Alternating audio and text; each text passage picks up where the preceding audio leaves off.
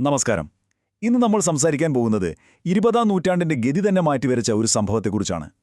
ഒരു വലിയ സാമ്രാജ്യത്തെ തകർത്തെറിഞ്ഞ് ലോകത്തിലെ ആദ്യത്തെ സോഷ്യലിസ്റ്റ് രാഷ്ട്രത്തിന് ജന്മം നൽകിയ റഷ്യൻ വിപ്ലവത്തെക്കുറിച്ച്. അപ്പോ എങ്ങനെയാണ് 300 വർഷം പഴക്കമുള്ള ഒരു രാജവംശം അതും ഒറ്റ രാത്രി കൊണ്ട് ഇല്ലാതാവുന്നത്? ചിന്തിച്ചിട്ടുണ്ടോ? ശരിക്കും ഇതൊരു വലിയ ചോദ്യം തന്നെയാണ്.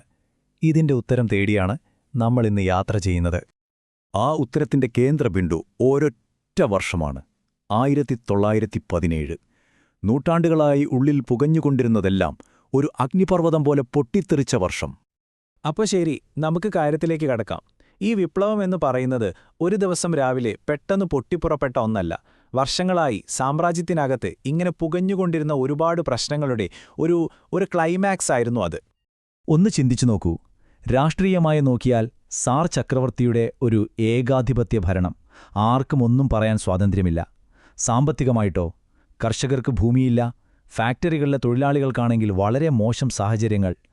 പിന്നെ സാമൂഹികമായി നോക്കിയാൽ കർക്കശമായ ഒരു വർഗവ്യവസ്ഥ, സാധാരണക്കാർക്കൊരു രക്ഷയുമില്ല. ഇതിന്റെ കൂടെ യുദ്ധങ്ങളിലെ തുടർച്ചയായ തോൽവികളും ഭീമമായ ആൾനാശവും കൂടിയായപ്പോൾ ജനങ്ങളുടെ ക്ഷമ ശരിക്കും നശിച്ചു. ആ ഒരു നിരാശയാണ് രാജ്യത്താകമാനം ഒരു തിളച്ചുമറിയലിന് കാരണമായത്. അപ്പോൾ ഈ ഒരു സാഹചര്യം നോക്കിയാൽ സംഭവം വളരെ ക്ലിയറാണ്. ഒരു വശത്ത് സാർ ഭരണകൂടം, അവർക്ക് അധികാരം മാത്രം മതി. മറുവശത്ത് സാധാരണ ജനങ്ങൾ, അവർക്ക് വേണ്ടതെന്താ? കുറച്ച് രാഷ്ട്രീയ സ്വാതന്ത്ര്യം, സ്വന്തമായൊരു തുണ്ട് ഭൂമി, പിന്നെ കുറച്ചുകൂടി മെച്ചപ്പെട്ട തൊഴിൽ സാഹചര്യങ്ങൾ. ഈ രണ്ടു കൂട്ടരും തമ്മിൽ യാതൊരു വിധത്തിലും യോജിച്ചു പോകാൻ പറ്റാത്തൊരവസ്ഥ, ഒരു വിടവ്, നികത്താനാവാത്തത്ര വലിയൊരു വിടവ്. ഇനി നമ്മൾ പോകുന്നത് ആ നിർണായക വർഷത്തിലേക്കാണ്. 1917. തകർച്ചയുടെ വക്കിലായിരുന്ന ആ സാമ്രാജ്യം ഒടുവിൽ തകർന്നടിഞ്ഞ ആ നാടകീയ സംഭവങ്ങളിലേക്ക്. അപ്പോൾ 1917 ശരിക്കും പറഞ്ഞാൽ 2 വിപ്ലവങ്ങളാണ് നടന്നത്. ആദ്യം ഫെബ്രുവരിയിൽ വലിയ ജനകീയ പ്രക്ഷോഭങ്ങൾ കാരണം സാർ ചക്രവർത്തിക്ക് സ്ഥാനമൊഴിയേണ്ടി വന്നു. പക്ഷേ അതിനുശേഷം വന്ന താൽക്കാലിക സർക്കാരിന് കാര്യമായൊന്നും ചെയ്യാൻ പറ്റിയില്ല. റഷ്യയുടെ പ്രശ്നങ്ങൾ അതേപടി തുടർന്നു.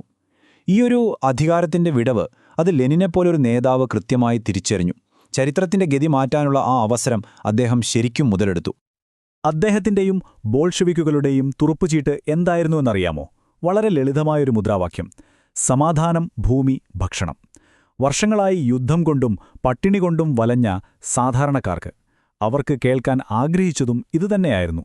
ഇതിലും വലുതായി അവർക്ക് ഒന്നും വേണ്ടായിരുന്നു. ഈ സമയത്ത് നമ്മൾ കേൾക്കുന്നൊരു പ്രധാനപ്പെട്ട വാക്കാണ് സോവിയറ്റുകൾ. എന്താണ് ഈ സോവിയറ്റുകൾ? വളരെ സിമ്പിളായി പറഞ്ഞാൽ തൊഴിലാളികളുടെയും സൈനികരുടെയും കർഷകരുടെയുമൊക്കെ ഒരു തരം കൗൺസിലുകൾ. അന്നത്തെ സർക്കാരിനേക്കാളൊക്കെ സ്വാധീനം ഈ പ്രാദേശിക സമിതികൾക്കായിരുന്നു. അപ്പോൾ ബോൾഷെവിക്കുകൾ അധികാരം പിടിച്ചത് ഈ സോവിയറ്റുകളുടെ പേരിലാണ്. അതായത് ഞങ്ങൾ ജനങ്ങളുടെ പ്രതിനിധികളാണ് എന്ന് പറഞ്ഞുകൊണ്ടാണ് അവർ വന്നത്. അപ്പോൾ ബോൾഷെവിക്കുകൾ അധികാരം പിടിച്ചു. പക്ഷേ അതോടെ കഥ കഴിഞ്ഞില്ല. ശരിക്കും പറഞ്ഞാൽ തുടങ്ങുകയായിരുന്നു. റഷ്യ പിന്നീട് പോയത് അതിരൂക്ഷമായൊരു ആഭ്യന്തര യുദ്ധത്തിലേക്കാണ്. ആ ഒരു അരാജകത്വത്തിൽ നിന്നാണ് നമ്മൾ ഇന്നറിയുന്ന സോവിയറ്റ് യൂണിയൻ എന്ന പുതിയ രാഷ്ട്രമുണ്ടാകുന്നത്. അപ്പോൾ ആ വഴി അത്ര എളുപ്പമൊന്നുമായിരുന്നില്ല. ആദ്യം ബോൾഷെവിക്കുകൾ താൽക്കാലിക സർക്കാരിനെ അട്ടിമറിച്ച് അധികാരം പിടിച്ചു. അതോടെ തുടങ്ങിയ ആഭ്യന്തര യുദ്ധം. ഒരു വശത്ത് ബോൾഷെവിക്കുകളുടെ റെഡ് ആർമി, മറുവശത്ത് കമ്മ്യൂണിസ്റ്റ് വിരുദ്ധരുടെ വൈറ്റ് ആർമി. രക്തരൂക്ഷിതമായ പോരാട്ടം. ഇവിടെ ലിയോൺ ട്രോട്സ്കിയുടെ പങ്ക് വളരെ വലുതായിരുന്നു. അദ്ദേഹത്തിന്റെ നേതൃത്വത്തിലാണ് റെഡ് ആർമി വിജയിക്കുന്നത്. ആ വിജയത്തിന് ശേഷമാണ് 1922 ലോകത്തിലെ ആദ്യത്തെ സോഷ്യലിസ്റ്റ് രാഷ്ട്രം, അതായത് സോവിയറ്റ് യൂണിയൻ, ഔദ്യോഗികമായി നിലവിൽ വരുന്നത്. ഈ മാറ്റത്തിന്റെ ഏറ്റവും ക്രൂരമായ ഒരു മുഖം അതാണ് 1918 നടന്നത്. സാർ നിക്കോളാസ് രണ്ടാമനെയും അദ്ദേഹത്തിന്റെ മുഴുവൻ കുടുംബത്തെയും വധിച്ചു. അതോടെ റഷ്യയുടെ രാജഭരണ കാലഘട്ടത്തിന് പൂർണ്ണമായും ഒരു അന്ത്യമായി. റോമനോവ് രാജവംശത്തിന് എന്നേക്കുമായി തിരശ്ശീല വീണു. പക്ഷേ ഈ വിപ്ലവത്തിന്റെ കഥ റഷ്യയിൽ മാത്രം ഒതുങ്ങിയില്ല. അതിന്റെ അലകൾ ലോകം മുഴുവൻ അടിച്ചു. ശരിക്കും പറഞ്ഞാൽ തിരമാലകളായി മാറി. അതെങ്ങനെയാണെന്ന് നമുക്ക് നോക്കാം. ഈ വിപ്ലവം ലോകത്തെ എങ്ങനെയാണ് മാറ്റിമറിച്ചത്? 1. സോവിയറ്റ് യൂണിയൻ എന്ന ആദ്യത്തെ സോഷ്യലിസ്റ്റ് രാഷ്ട്രമുണ്ടായി. 2.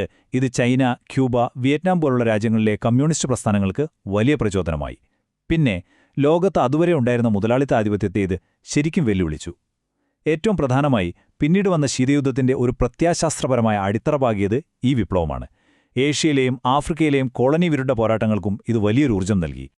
അതായത് ലോകം ശരിക്കും 2 ആശയങ്ങളുടെ ഒരു പോർക്കളമായി മാറി.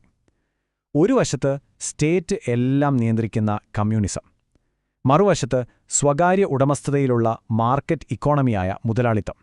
ഈ രണ്ട് ആശയങ്ങൾ തമ്മിലുള്ള ഒരു വലിയ ഏറ്റുമുട്ടലാണ് 20-ാം നൂറ്റാണ്ടിന്റെ രണ്ടാം പകുതിയെ, അതായത് ശീതയുദ്ധ കാലഘട്ടത്തെ നിർവചിച്ചത്.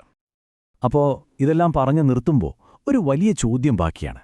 ഈ വിപ്ലവം വാഗ്ദാനം ചെയ്തത് ഒരു തൊഴിലാളി സ്വർഗമാണ്, അല്ലേ? പക്ഷെ അത് യാഥാർത്ഥ്യമായോ? ചരിത്രത്തിലെ ഏറ്റവും വലിയ വിരോധാഭാസങ്ങളിലൊന്നാണിത്. സമത്വവും നീതിയും വാഗ്ദാനം ചെയ്ത വിപ്ലവം പിന്നീട് സ്റ്റാലിന്റെ ഏകാധിപത്യത്തിന് കീഴിൽ ലക്ഷക്കണക്കിന് ആളുകൾക്ക് ഒരു ദുസ്വപ്നമായി മാറി. എന്തുകൊണ്ടാണ് അങ്ങനെ സംഭവിച്ചത്? ഒരുപക്ഷെ അതാണ് റഷ്യൻ വിപ്ലവം നമുക്ക് മുന്നിൽ വയ്ക്കുന്ന ഏറ്റവും വലിയ പ്രഹേളിക.